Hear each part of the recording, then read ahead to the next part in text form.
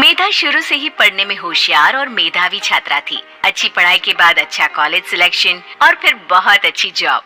तूने तो मेरा नाम रोशन कर दिया मेधा। अरे लेकिन ये जो काम करने का तरीका है ना, इसे बदल ले। 18 घंटे काम करेगी तो कल को बच्चा कैसे संभालेगी? तुम्हारी तरह पागल नहीं हूँ माँ, जो बच्चे और परिवार में फंस जाऊँ। मैं तो जिंदगी खुल कर जीऊंगी। सब कहने की बात होती है बेटा, अपने बच्चे का सुख हर कोई चाहता है। वक्त बीतता है और मेधा की शादी हो जाती है। शादी के कुछ सालों में ही मेधा एक सुंदर से बेटे की माँ बन जाती है। अरे यार, मेरी मैटरनिटी लीव खत्म हो रही है, क्या करे? माँ भी नहीं आ सकती, कैसे मैनेज करूँ? ऐसा करते हैं, इसके लिए एक केयर टेकर रख लेते हैं, वो देखा करेगी इसे। मेधा को पति की बात जंच जाती है और वो केयर टेकर की तलाश शुरू कर देती है। एक दिन उन लोगों के घर एक महिला आती है जो दिखने में पढ़ी लिखी लगती है। जी, क्या काम है आपको? मैम, मेरा नाम स्नेहा है। आपका एड देखा केयर टेकर का, क्या मैं आपके यहाँ काम कर सकती हूँ? हाँ, क्यों नहीं, लेकिन आप तो अच्छे घर की लगती हैं, फिर नौकरी क्यों?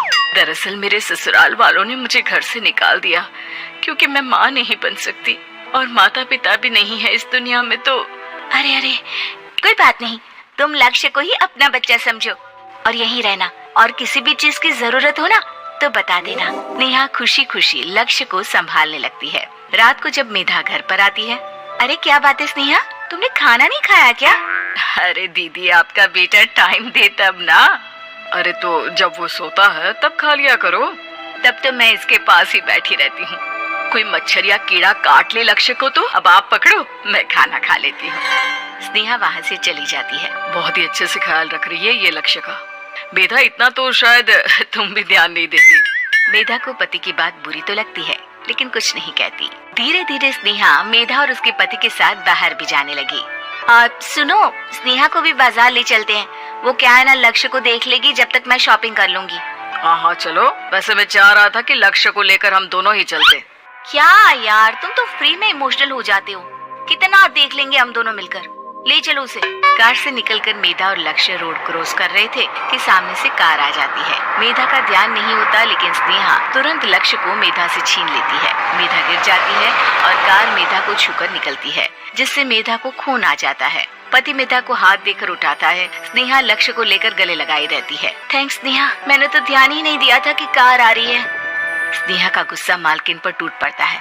अरे कैसी माँ है आप, अगर आज कुछ लक्ष्य को हो जाता तो मैं आपको कभी माफ नहीं करती। छोटा सा बच्चा है, उसे चोट लगती है तो पता है कितनी तकलीफ होती है। पति भी स्नेहा को देखने लगता है कि उसे क्या हो गया। मेधा को स्नेहा पर काफी गुस्सा आ जाता है। घर आकर कहती है, देखो स्नेहा, माना तुम लक्ष्य को बहुत प्यार करती हो, लेकिन वो मेरा बेटा है, मैं कभी जानबूझकर उसके साथ बुरा नहीं कर सकती, समझी? मुझे माफ कर दीजिए, मैं लक्ष्य को लेकर कुछ ज्यादा ही सेंसिटिव हो चुकी हूँ।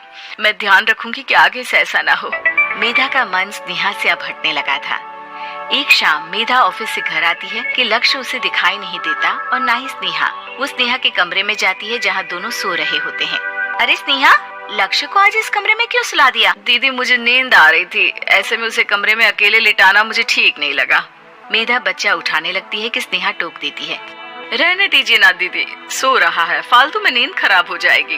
मेधा को गुस्सा आ जाता है और वो बच्चा उठाकर वहाँ से चली जाती है। अगले दिन मेधा स्नेहा को बुलाती है, साथ में एक और लड़की खड़ी होती है। स्नेहा, अब तुम अपना कुछ और देख लो, हम लोगों को नई केयर टेकर मिल गई है, तुम इस हफ्ते घर छोड़ देना। स्नेहा का मन लक्ष्य को छोड़ने का नहीं करता, लेकिन नौकरी तो नौकरी होती है ना। स्नेहा घर से चली जाती है। धीरे धीरे महीने और साल बीतते जाते हैं और लक्ष्य एक नौजवान लड़का हो जाता है। लक्ष्य, आज मुझे मंदिर जाना है, ले चलोगे? ठीक है माँ, एक काम करके अभी वापस आता हूँ, तब तक आप और पापा दोनों तैयार हो जाइए। दोनों तैयार होकर बैठ जाते हैं लेकिन लक्ष्य काफी देर तक नहीं आता। अरे मेधा, फोन तो करो लक्ष्य को, देखो क्या हो गया उसे। मेधा फोन करती है तो पता चलता है कि लक्ष्य का एक्सीडेंट हो गया है और वो सिटी अस्पताल में है। जल्दी चलिए, पता नहीं कैसा होगा मेरा बेटा। अरे चिंता ना करो, सब ठीक होगा, मैं अभी कार निकालता हूँ। दोनों मियाँ बीवी अस्पताल पहुँचते हैं जहाँ वो लोग देखते हैं कि लक्ष्य बिस्तर पर पड़ा होता है। एक महिला इन्हें यहाँ लेकर आई है, वो वहाँ बैठी है, लेकिन फिलहाल तो आप लोगों को इनके लिए किडनी का प्रबंध करना होगा। एक्सीडेंट में इसकी किडनी डैमेज हो गई है। मेरी ले लीजिए डॉक्टर साहब, मेरे बेटे को बचा लीजिए। नहीं नहीं, आप माँ हैं, आपकी नहीं ले सकते, पिता की भी नहीं। आप किसी रिलेटिव या दोस्त से पता कर लें और हाँ थोड़ा जल्दी करें क्योंकि देर होने से मामला बिगड़ सकता है।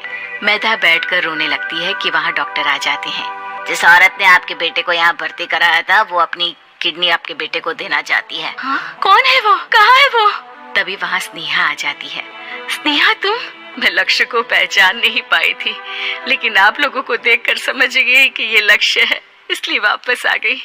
मैं अपनी किडनी आपके बेटे को देना चाहती हूँ।